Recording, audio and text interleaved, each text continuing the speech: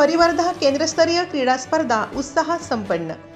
परिवर्धा केंद्राच्या वतीने आयोजित केंद्रस्तरीय क्रीडा स्पर्धा उत्साहपूर्ण व शिस्तबद्ध वातावरणात पार पडल्या।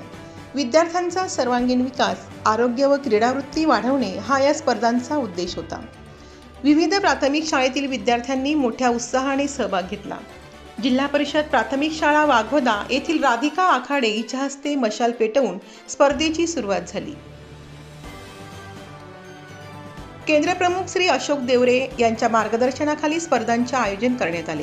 प्रमुख अतिथी म्हणून गट शिक्षण अधिकारी डॉक्टर योगेश सावळे उपस्थित होते।